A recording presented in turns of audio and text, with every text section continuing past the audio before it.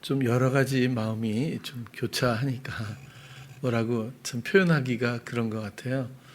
참 저도 어려서부터 신앙생활하면서 요즘과 같은 이런 상황들은 처음 경험을 했고, 또 여러 가지 또 뭐 물론 어려움도 있지만 나름 유익도 없지 않다고 보여지고요. 특히 교회에 대해서 더 깊이 생각하게 되고, 교회 공동체가 얼마나 소중하고 또 우리에게 의미가 있는 건지 더 알게 되는 그런 시기인 것 같습니다. 특별히 너무 오랫동안 우리 아기들을 보지 못했는데 이제 앞으로는 7월부터는 또 많이 완화된다고 해요. 다음 주부터는. 그래서라도 우리 아기들의 얼굴도 보고, 첫날이라 우는 아기도 있고 또 무심하게 바라보는 아기도 있고 그렇지만 너무너무 항상 기대하고 소망했던 그런 우리 아기들이고, 또 우리에게 늘 말씀드린 것처럼 아주 소망이 넘치는 의무가 또 있다고 생각을 해요. 오늘 로마서 14장 8절에서 9절의 말씀의 내용은요, 우리가 살아도 주를 위해 살고 죽어도 주를 위하여 죽나니 그러므로 사나 죽으나 우리가 주의 것이로라. 여기까지만 보면 우리가 육신적인 느낌, 개념, 기준을 가지고 생각하게 되는 것 같아요. 그래서 우리가 살아도, 우리가 평상시 우리가 사는 것을 주를 위해서 좀 살고, 또 우리가 언젠가 죽게 될 때에 그때도 주를 위해서 우리가 죽는 것으로, 그렇게 사나 죽으나 우리가 주의 것이다. 그냥 간단하게 간결하게 두리뭉실 생각하면 뭐 그렇게 생각할 수도 있을 것입니다. 그러나 구절을 보면 조금 다르리라고 보는데, 이를 위하여 그리스도께서 또 동일하죠. 죽었다가 다시 살으셨으니, 그리스도께서 죽었다가 다시 산 것과 우리가 사나 죽으나 이것이 연결되어 있다는 그런 말씀을 드리려고 하는 거예요. 그래서 죽은 자와 산 자의 결국 뭐죠? 주님이 되려 하심이니라. 목적은 주님이 되는 겁니다. 주인이 되는 겁니다.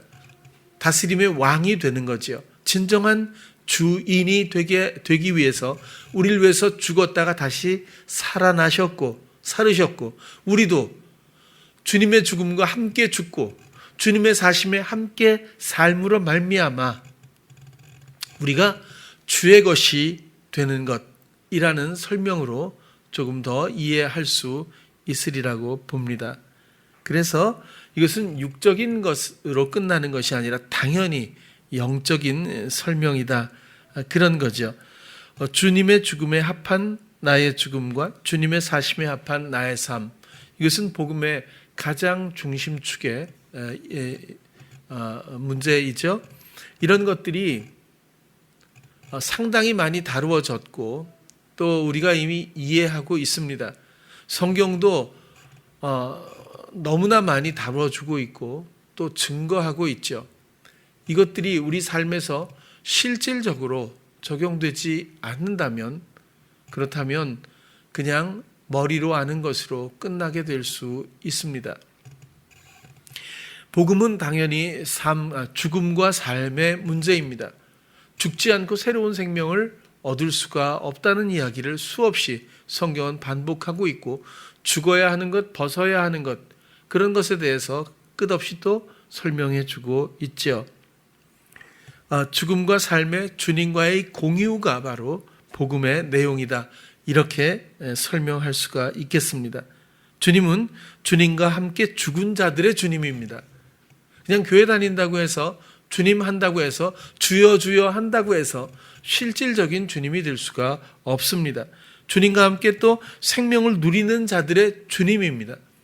그래서 산 자와 죽은 자의 주님이 된다는 이야기죠. 우리의 죽음은 너무나 많이 설명을 드렸습니다. 아직도 분별할 의지가 없거나 간과하고 있다면 제가 볼 때는 이제는 늦추지 않기를 바랍니다. 왜냐하면 나를 버린다고 하는 것은 상실이나 손실이나 손해가 아닙니다.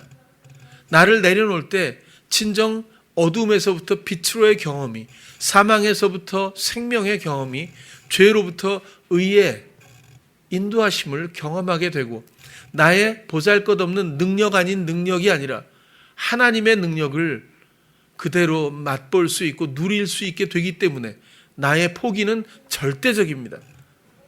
아직도 내가 무언가 하나님을 위해서, 내가 무언가 교회를 위해서, 교회에서도 많은 사람들의 생각이 다릅니다. 그래야 할까요?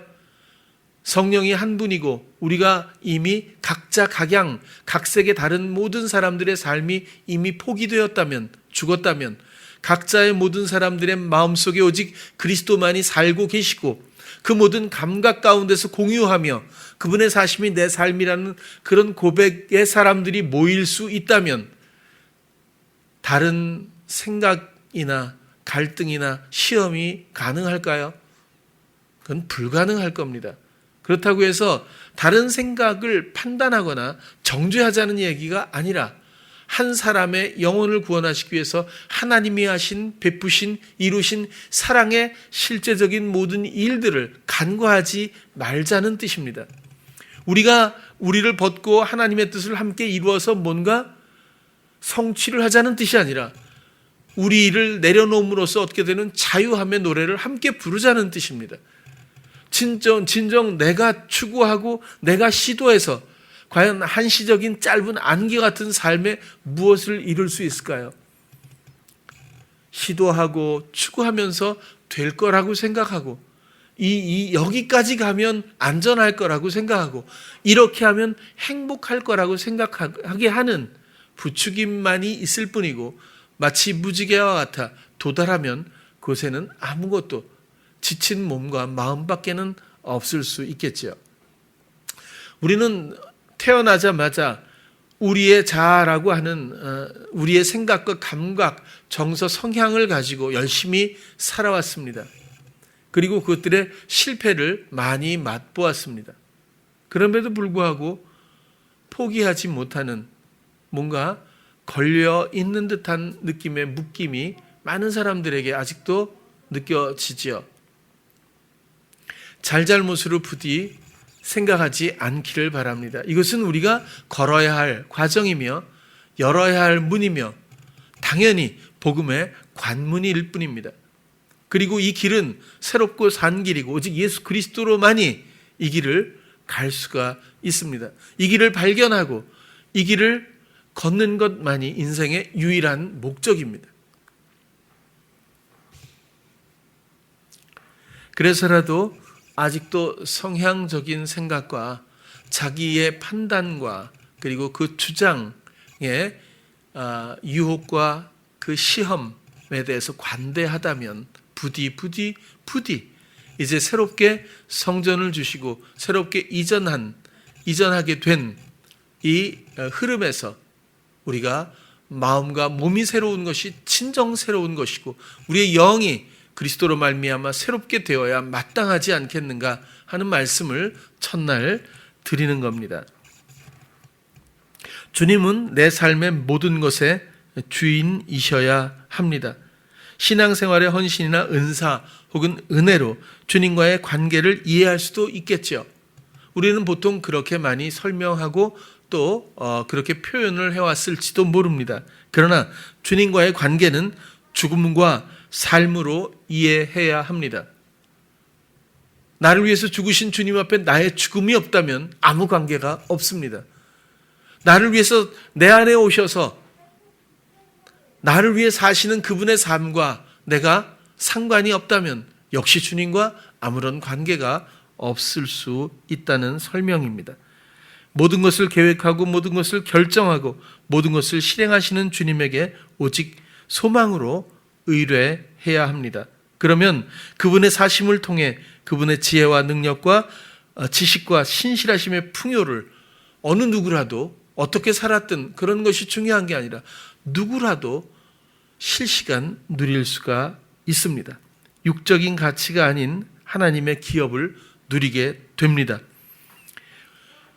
우리가 염려했다면 그것은 내 생각을 존중했기 때문입니다. 그것은 상황을 인정했기 때문일 뿐입니다.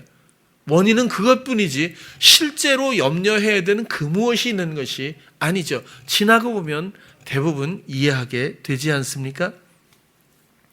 우리가 또 어리석다면, 우리가 미련하다면 그런 모습을 발견할 때가 있지 않습니까? 난 정말 무능하구나. 그럴 때 그것을 회개한다거나 아니면 자책하지 않기를 바랍니다. 그 빈 그릇 때문에 주님이 내 안에 계실 뿐인 거고, 그렇죠? 우리가 추구하는 모든 것들이 허망하기 때문에 진리의 주님이 내 안에서 나를 기다리는 것뿐이고, 우리는 허망하지만 그리스도의 놀라운 신실하심이 우리 안에 있다고 하는 것을 우리가 잊지 않았으면 좋겠습니다. 그렇게 할 때마다, 의뢰할 때마다 주님은 여지없이 우리의 어리석음의 지혜로 채우시고 우리의 연약함을 주님의 강함으로 바꾸시고 허망한 삶을 주님의 빛나는 삶으로 반드시 바꾸어 주십니다. 그 전환이 인생의 목적이고 바로 복음이라고 하는 것, 그런 것들을 우리가 다시 한번 기억했으면 좋겠습니다. 주님은 막연한 주님이 아닙니다. 주님, 우리가 너무 많이 교회 생활하면서 이렇게 말하지만 그저 입에서 흘러나오는 그런 주님이 아니라, 이 주님이라고 하는 것은 신앙생활 가운데서 형성된 주님의 개념이 아니라 감각적으로 볼 때 내 생각의 주인이십니다. 또 내 마음의 주인이십니다. 내 입의 주인이시고 내 삶의 주인이시고 내 삶의 모든 행동은 그분의 명령에 따라, 그분의 뜻에 따라 그렇게 펼쳐져야 마땅합니다. 그래야 그분이 진정 나의 주인이라는 뜻이죠. 내 생각은 따로 있고 주님이라고 말한다고 해서 주님이 성립되는 것이 아니겠죠. 내 마음에 원하는 것이 옳든 그르든 그 무엇이든 간에 내 마음에 원하는 것을 그대로 두고 하나님의 원하는 대로 할 수는 없을 것입니다. 그래서라도 하나님은 말씀이시고 모든 사람들의 감각 가운데 계시기를 그토록 처음부터 원하셨습니다. 입에 두고 마음에 새기고 생각에 기록하리라. 마음과 생각, 입, 그 다음에 이것을 순종하는 거기에 우리의 믿음이 있다면 이 모든 것들은 행실로 나타나게 표현되게 될 것입니다. 그래서 우리의 몫은 오직 믿음이고 하나님은 우리 안에 마음과 생각과 입술에 계시겠다는 약속을 지키셨습니다. 그래서 감각을 방치하고는 온전히 주님과의 관계가 성립될 수가 없다. 그런 말씀을 오늘 또 드립니다.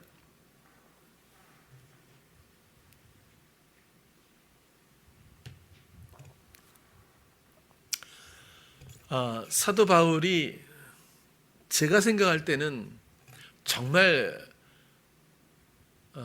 대단한 열정의 사람이라고 보여집니다. 그리고 그 열심을 누가 꺾을 수도 없을 것 같다는 생각이 들 만큼 강하고 정말 대단한 열정적인 힘을 가진 사람이라고 그렇게 보여지는데요. 그가 다메섹에서 주님을 만난 후에 변했다는 것은 다 아실 거예요. 여러분들 생각에 그가 한순간에 모든 것들이 다 청산되고 오직 주님만이 유연하게 흐를 수 있는 통로로서 그만큼 완전하게 변화가 가능했을까? 만약에 그런 질문이 있다면 저는 조금 아마 생각해 봐야 된다. 사람인 이상, 그리고 더군다나 3층 천까지 가는 그 이외에도 수많은 능력과 환상과 계시를 받은 것들이 너무 커서 사람인 이상 마음의 높아짐이 없을 수가 없으리라고 보여집니다. 그래서 하나님은 육체의 가시라고, 다른 말로 뭐죠? 사단의 사자입니다. 사탄의 사자?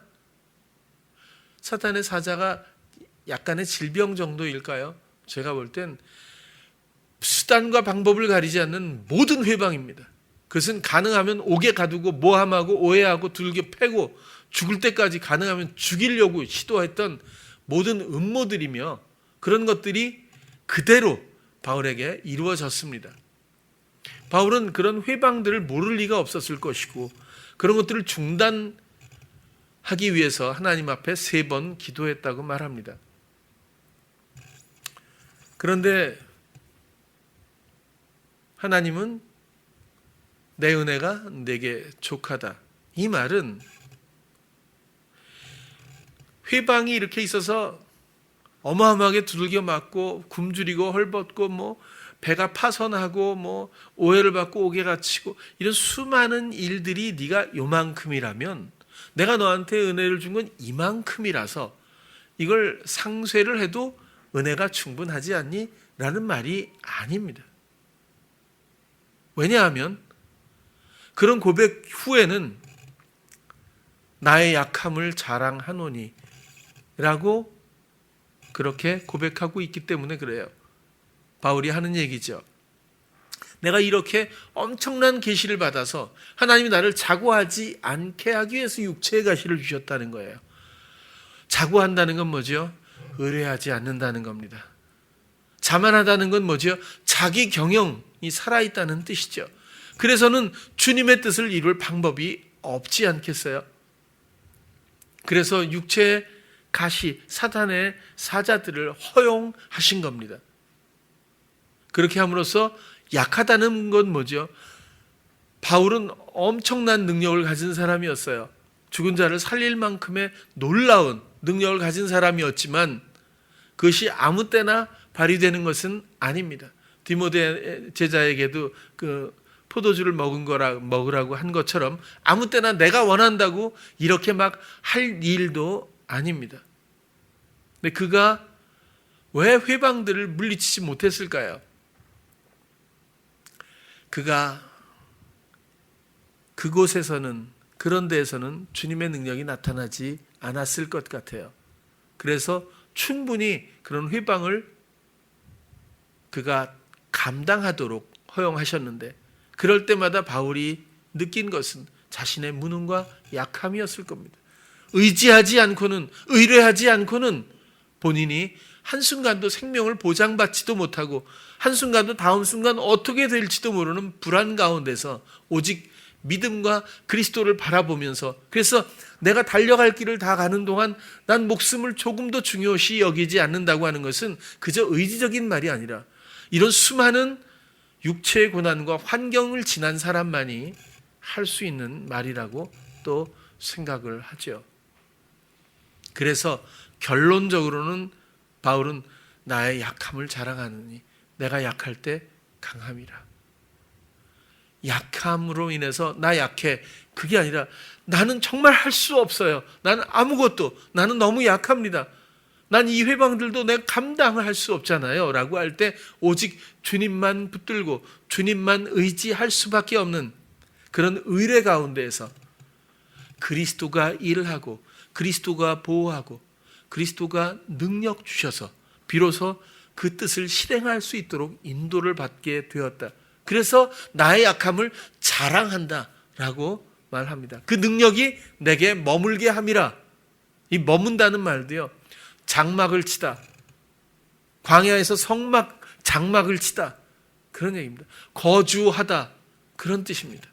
그 그리스도의 능력이 나를 향한 사랑의 능력이 내 안에 거주하고 아예 장막을 치는 그런 관계에 대해서 설명하고 있는 겁니다. 로마서 10장 13절 한번 볼게요. 누구든지 주의 이름을 부르는 자는 구원을 얻으리라. 여러분, 주여 구원 이렇게 될까요? 그건 세상에서도 그런 법은 없습니다. 근데 주여 이 말은 주님의 이름을 부르는 자는요. 주님이 된 사람들을 말하는 겁니다. 나의 주님이 된 사람들, 주님 앞에 나의 죽음과 그리스도의 삶을 공유한 자들이 진짜 주님의 이름을 주님답게 부를 때에 그들은 이미 죄와 사망의 모든 사슬로부터 건져냄을 받게 된다라는 의미라고 생각을 합니다. 이제 우리는 오직 우리를 위해서 생명도 아끼지 않으신, 우리를 위해서, 우리의 영을 위해서 우리 안에 오셔서 이미 이루신 모든 것들을 우리를 위해 예비하신 그분, 이제는 그 주님 안에 있는 것뿐입니다. 오직 우리의 죽음과 우리의 삶을 기뻐하며 오직 주님 안에 거하는 것뿐입니다. 죽음에서 공유되고 삶에서 공유되며 우리의 약함을 고백하고 오직 의뢰하고 의지하는 믿음 가운데서, 바라봄 가운데서 주가 하실 일들을 기대하며 그것들을 기쁘게 실행하는 그런 관계의 주님 안에서, 그것만이 성도가 거해야 할 자리입니다.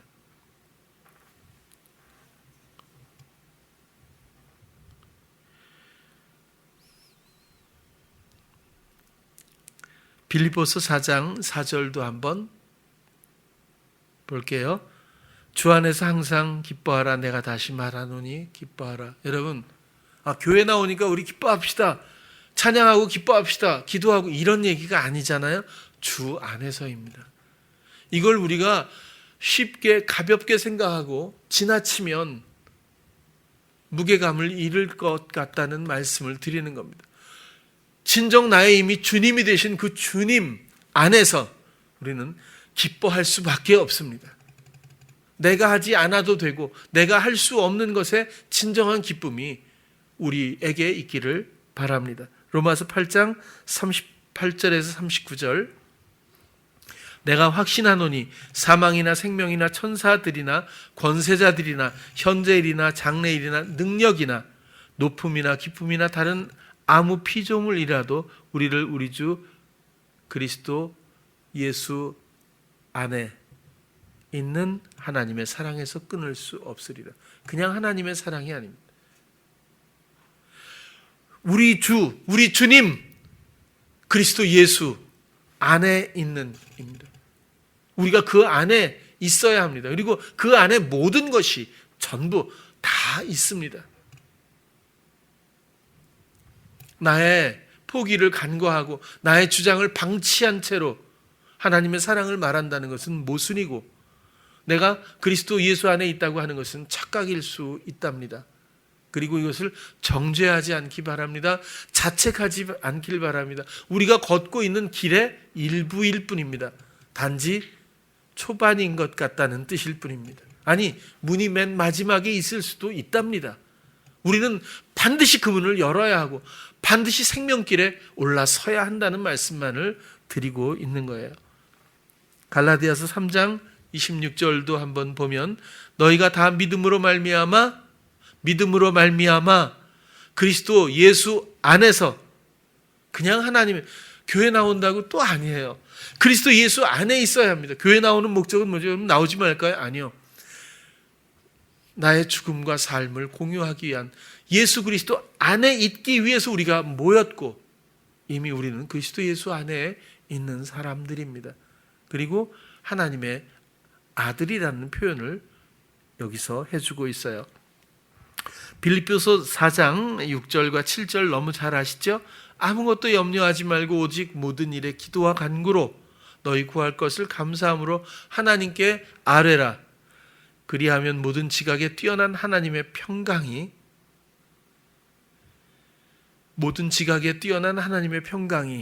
그리스도 예수 안에서 너희 마음과 생각을 지키시리라. 우리의 세상에 응대했던, 내가 주인이었던 이 구도를 포기하면 그리스도가 시작하시죠.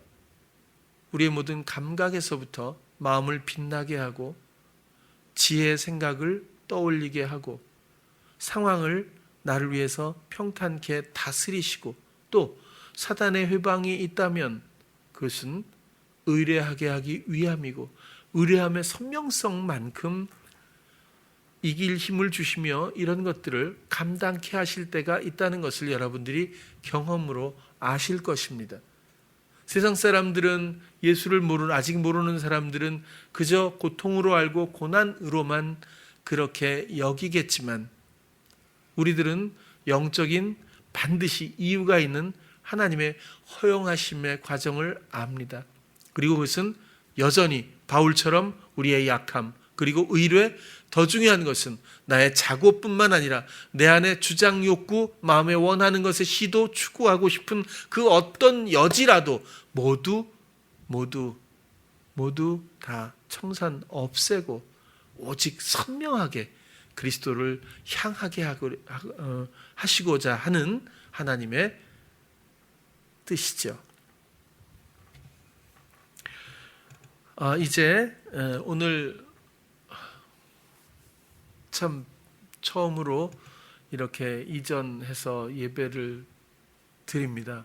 사실 저부터도 너무 이게 복잡하고 혼란하고 어색해서 이게 도대체 뭐 남의 교회에 와서 우리가 빌려서 예배 드리는 것 같기도 하고, 그리고 뭐 좀 경직된 느낌도 많이 들고, 저도 뭐 준비해야 될 것도 제대로 못하고 뭐 보니까 또 안 돼 있는 것도 있고 여러 가지로 또 그래요. 근데 이런 작은 일들, 사실 여기서도 움직이면 삐걱삐걱 소리가 계속 나서 설교 소리보다 이 소리가 지금 저는 더 신경이 쓰일 만큼 그래요. 안 들리시는지 모르겠어요, 이거. 근데 아무튼 가능하면 움직이지 않기로 하고, 이런 작은 일들은 얼마든지 있겠죠. 중요한 것은 영적인 인도하심의 흐름이고, 또 우리 마음에 주님을 감각하며 인도받기를 원하는 소망이고, 그런 측면에서는 아마 오늘 처음 교회에 오신 분들도 있을 텐데 아마 좀 많이 만족하실 것 같아요.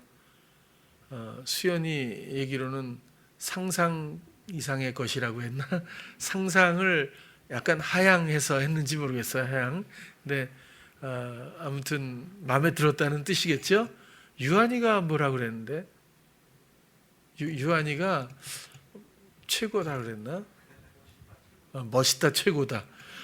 말 잘해요. 딱 두 마디로 딱 끝내더라고요. 딱 와서 보더니 아기가 그런 말을 해요. 멋있다, 최고다, 딱 이렇게.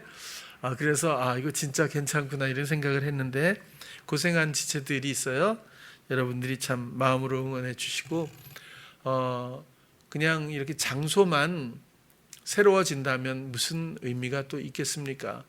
우리가 그동안 혹시 좀 미루어 두었던 것이 있거나, 혹은 내 마음에 앙금처럼 나의 주장과 경영과 성향들, 이런 것들이 남아 있다면 이제는 모든 것이 새롭되 내 마음이 먼저 새로웠으면 좋겠습니다. 우리의 영을 새롭게 하신 주님 앞에 감사함으로 나의 영이 그리스도의 새로움을 입었으면 좋겠습니다. 모든 내 안에 누적된 오래된 것들을 다 내려놓고 이곳에서부터 새롭게 펼치실 하나님의 뜻을 기대하며 함께 서로 사랑하고, 그리고 서로 헌신하고, 그리고 또 주의 인도를 받아갔으면 좋겠습니다. 이전에도 행복했지만 훨씬 더 행복한 그런 장소 혹은 그런 교회의 시작이, 또 제2막이 열렸으면 좋겠습니다. 무엇보다도 우리 아기들을 위해서 나름의 어떤 배려가 좀 있었지만, 공간적인 배려라기보다 우리 마음의 관심과 사랑이 더 중요하다고 생각합니다. 이젠 저쪽 성전에 있기 전에 먼저 구성전이라고 있었고, 구성전이 있기 전엔 완벽한 조그만 지하실에서 사실 출발을 했습니다. 그래서 구성전도 참 마음에 들었어요.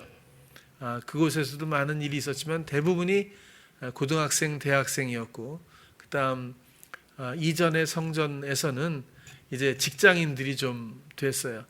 근데 거의 다 이제 엄마 아빠들이 많이 돼서 이쪽으로 온 것 같습니다.